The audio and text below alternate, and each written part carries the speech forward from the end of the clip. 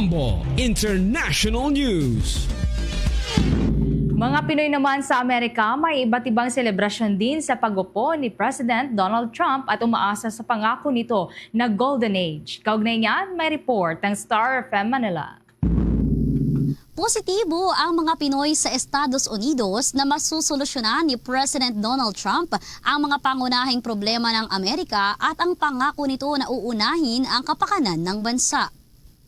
Sa panayam ng Star FM Manila kay John Helms, Pinoy sa Ohio, marami umanong katangian ang Pangulo na kanilang hinahangaan, kaya naman masaya sila sa pagluklok nito sa pwesto. You know, he even got shot in the ear and he still, didn't give up. He still wants to run for president. He said he's going to fight for us until the death. And I believe that. He's very brave. He's a fighter.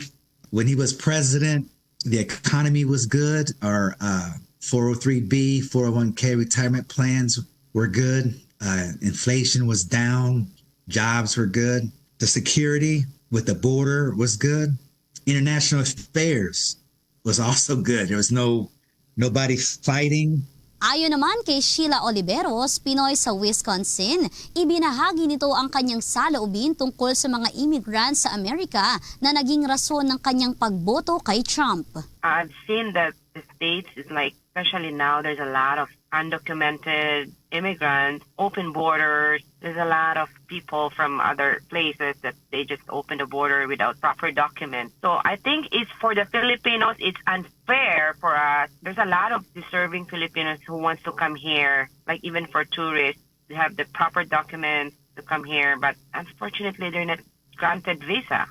I've seen a lot of refugees, not only that, but these people who just jump from the border or just enter the border without the proper documents, legal documents. Formal na ngang nanumpa ang 78-year-old na si Trump bilang 47th President ng United States of America.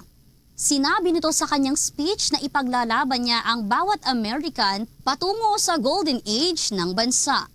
Yan ang report mula rito sa himpilan ng 102.7 Star FM Manila. Nag-uulat, Star DJ Kimi Gora para sa #1 and most trusted radio network in the country, Bombo Radio Philippines. Basta Radio, Bombo!